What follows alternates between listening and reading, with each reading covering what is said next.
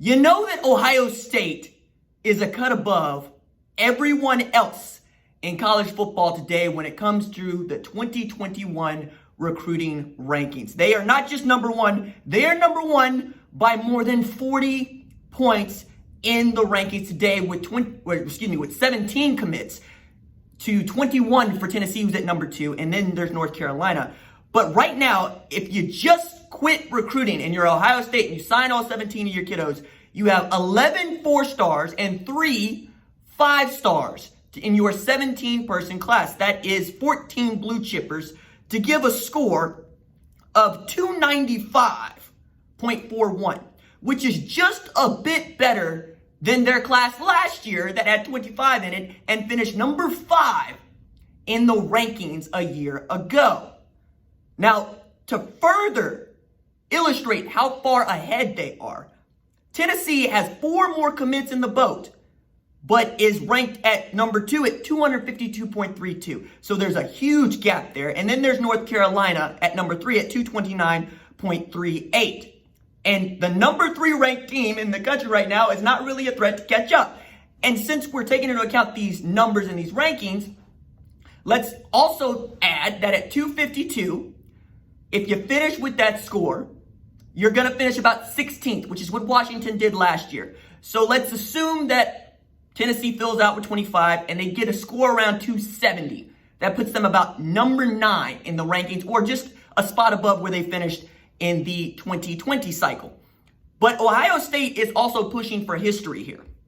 Ohio State can add 5-star defensive lineman JT Tuimoloau, 5-star receiver Emeka Egbuka, and 5-star offensive tackle J.C. Latham, along with a couple of others. And if they add those 3 plus Tywone Malone, they're looking at a score of about 323.01, which is about a 0.16 difference from the greatest recruiting score of all time for the 2014 Florida class that finished at 324.62. All that to say, Florida had 28 commits in that class, and Ohio State would be capped at 25, which means that their per average is going to be that much higher. And right now, they're sitting at about 95.5, which is basically a Pro Bowler projected at every position. And we've only seen a couple of classes finish with a 94 average, with Clemson charging for it, and Ohio State having done it twice before in the 2017 class and then 2010, where they scored about 94, and then Alabama with the 2019 class scoring at 94.38 on average. Ohio State is also going to try to fend off the likes of Clemson, Georgia, LSU, and Alabama. Georgia, because they could land not just Corey Foreman and Mason Smith, who have made it clear that the 5-star number 1 player in the country and one of the best defensive tackles in the country want to play together, but also going to add Donovan Edwards and OU target LJ Johnson. I'll get back to OU in just a second. But they already have a 5-star quarterback in Brock Vandagriff committed to that class, who was once committed to Oklahoma. Add in there, Clemson is going to charge with 10 commits, just 10. They're already number 4 in the country. They have added 5-star all-purpose back Will Shipley. You heard me talk with Grace Rayner on this show about that yesterday. They could add a top offensive tackle in Nolan Rucci, a top receiver in Troy Stellato. They're pushing for Emeka Egbuka, along with Washington and Ohio State. And they could add Peyton Page to round out with Tristan Lee what could be a number 1 class if they are finishing as strong as Ohio State finished in March and April.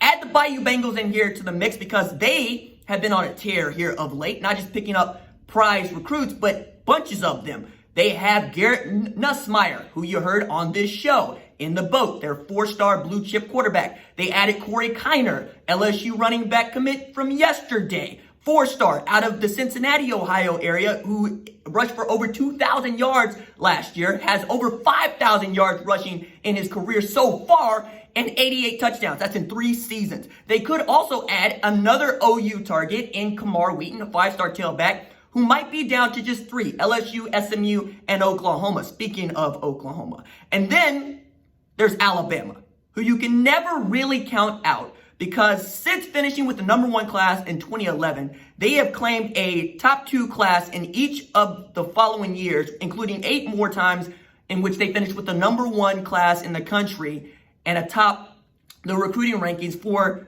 National Recruiting Championship, as I like to call it. They have a bevy of kids that they are recruiting, in addition to not just the Brockmeyer twins, but Corey Foreman and Mason Smith, who again are a Patrick Steele. They also want Tui Molau, Amarius Mims, J.C. Latham, and they can keep going here and add a bunch of names in a college football season. It's going to be weird. Now, that's the other part about this recruiting bit that is stupidly weird. We have a dead period for the past 2 months, might be extended into June. We don't know yet, but it's extended at least through May 31st. We have some football programs and universities that are full steam ahead.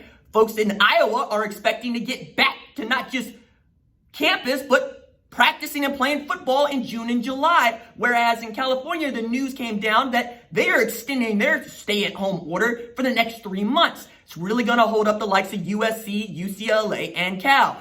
And as we'll talk about later, Texas Christian and Alabama are already looking at each other for a possible season opener, because Texas Christian is supposed to play a season opener with Cal, and Alabama is supposed to play a season opener with USC, all while Clay Helton has been trying to revamp the USC image and make it a place worth committing to for the top talent on the West Coast, missing out on the likes of Justin Flo and others who go to Oregon, and also trying to land Corey Foreman, who's just down the street, along with Mason Smith. But if you don't have your particular program to show off in the month of September, even if you're playing without fans in the stands, it's going to be really hard. And that's another reason why the moving target of college football start season is really interesting. Because if the Pac-12 can't actually start playing football until October, the SEC will have been played 3 to 4 games. The same thing with an Oklahoma, which is where I am with Oklahoma.